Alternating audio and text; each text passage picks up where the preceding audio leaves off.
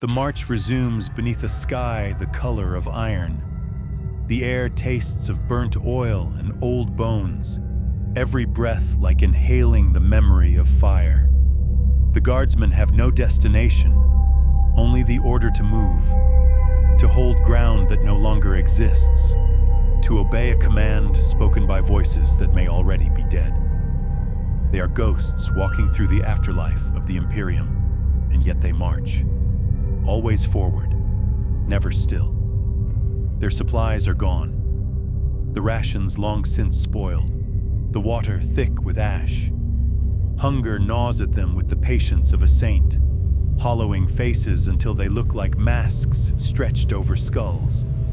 Still, they fight to keep formation, to maintain the illusion of purpose. To stop is to remember, and remembering is death. One collapses mid-stride, no sound, no cry. He simply falls, face first into the mud, his lasgun still clutched in his hand. The column does not pause. A single glance from the commissar is enough to keep them moving. Mercy is not a word spoken here. Only endurance has meaning. By nightfall, they find what remains of a burned-out transport, its hull split open like a carcass. Inside, the faint glow of dying power cells hums weakly, offering a moment's reprieve from the cold. The squad gathers around, faces drawn, eyes sunken. Someone produces a ration tin, its contents fossilized and gray. They pass it around like a relic, each taking a single mouthful that does nothing to quiet the ache in their gut. Jorek sits apart, staring into the flickering light. The hum of the power cells is hypnotic, steady, constant, almost like a heartbeat. It reminds him of the manufactorum, of the Skitarii corpse whispering its final command: endure. He begins to wonder if the machine's echo was not madness, but truth. Maybe survival itself is the Emperor's test. Not glory, not faith, but the sheer refusal to die. The sergeant breaks the quiet. Tomorrow we move for the ridge.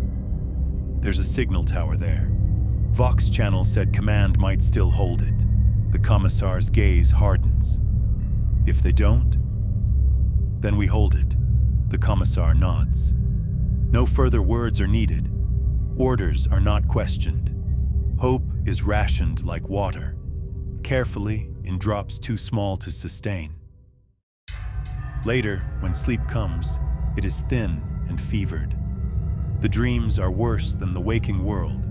Flashes of the past, of laughter in barracks, of sunlight that no longer exists. In the dream, Jorek hears the voice again, closer this time, whispering through the static. Endure, endure, endure. He wakes to the sound of screaming. One of the guardsmen, the young one from before, thrashes beside the fire, clawing at his chest. His skin glows faintly beneath his armor. The faint green of radiation burns, the mark of contaminated soil or spoiled rations. The Medicae is dead. The others watch helplessly as his body twists, fractures, still whispering prayers even as the light fades from his eyes. When he is still, the commissar kneels beside him and closes his eyelids. Then, without ceremony, he draws his bolt pistol. "Burn the body," he orders. "Contagion cannot spread." No one moves. The silence is heavier than the smoke. Then Jorek steps forward, wordless, takes the flamer from the pack, and ignites the corpse. The fire catches quickly, bright, merciless, holy. For a moment, it lights their faces with color again, painting them in flickers of orange and gold like stained glass. The smell is unbearable, but they do not look away. The commissar watches until the last ember fades, then speaks softly, almost reverently. His name will be remembered. It is a lie, but it is a necessary one. The squad sleeps no more that night. They sit in silence, staring into the ash where their brother once lay, listening to the wind hiss through the cracks of the world. Each of them knows that tomorrow, the same fate may come for them. Disease, shrapnel, madness. The manner of death does not matter. Only the endurance before it does, and so they wait for dawn, not as a promise, but as a sentence. By the next dawn, the sky is not a color, but a wound, gray bleeding into red, the light filtered through a storm of ash and burning metal. The wind howls through the wasteland like a sermon without words, carrying the stench of promethium and rot. The Guardsmen march toward the ridge, each step a declaration of stubborn defiance. Their boots crunch over bone and glass, and the sound echoes endlessly, swallowed by the ruins of what was once a world. In the distance, the tower rises. It leans, twisted but not fallen, its spire jagged against the horizon like the spine of a dying god. At its summit, a faint light flickers, a vox beacon still pulsing, slow and erratic. To see something still working feels almost profane. They quicken their pace. The ascent is brutal. The ridge is steep, covered in rubble and the remains of old defenses, shattered barricades, melted gun turrets, rusted armor plates bearing the faded Aquila. Each mark of the Imperium feels like a ghost's hand reaching from the grave. The climb burns through what little strength they have left. When they reach the halfway point, 2 more collapse. This time, the Commissar does not even look back. He knows their fates.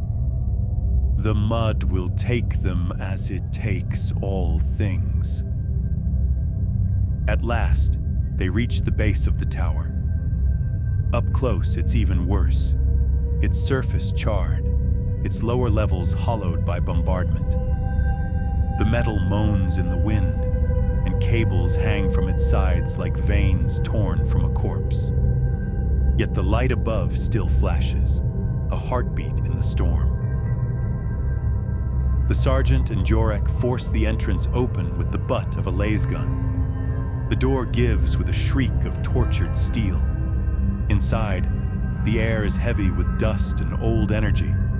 Shadows crawl up the walls where emergency lights still flicker, their glow sickly and intermittent. The interior reeks of machine oil and decay, the scent of systems that refuse to die. They ascend the narrow stairs in silence.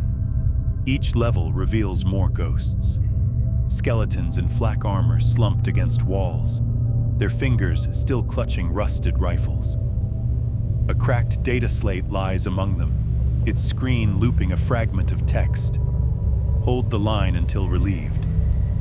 The words repeat endlessly, their meaning long lost. At the top, they find the Vox chamber, a circular room filled with consoles, cables, and the shattered remains of a once holy transmission altar. The beacon still hums, weak but alive, its light blinking like an exhausted eye. The Commissar approaches it, brushing dust from the controls. "Can it send?" he asks. Jorek kneels beside the terminal, prying open the access panel. Inside, the circuits are scorched, but one line of power still flows. He adjusts the dials with trembling hands, static flooding through the Vox speakers. 1,000 broken voices hiss and overlap, fragments of screams, orders, hymns. The air vibrates with the ghosts of the past. Then, beneath the noise, a single voice cuts through. Unit, designation, 89th Cadian, hold position, Emperor, sees you. The signal is faint, corrupted by time, but unmistakable. The Commissar's face hardens. He knows it is a recording, centuries old, a phantom echo of a command that no longer matters. But he does not tell them that.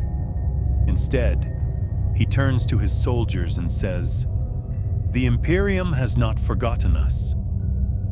The Emperor's gaze endures. For the first time in days, the Guardsmen straighten. Some even whisper prayers. The light of the beacon reflects in their hollow eyes like the memory of faith. It is a lie, but it burns bright enough to be mistaken for hope. They repair what they can, patching cables, reconnecting power cells scavenged from the wreck below. The beacon grows stronger, its light cutting through the storm. The Vox signal stabilizes, broadcasting into the void. They cannot know if anyone hears, but it does not matter. The act itself is a miracle. When night falls again, the tower stands like a candle in the darkness. The Guardsmen rest at its base, their weapons stacked neatly beside them. Above, the Commissar watches the horizon through the shattered window of the control room. Lightning flashes in the distance, illuminating the battlefield for miles. And for the briefest moment, he imagines he can see Terra, golden, eternal, untouched by ruin. He closes his eyes and whispers a prayer, not of victory, but of endurance. "Let them see our light," he murmurs. "Let them know we stood." Outside, the beacon pulses steadily, the last heartbeat of a dying world.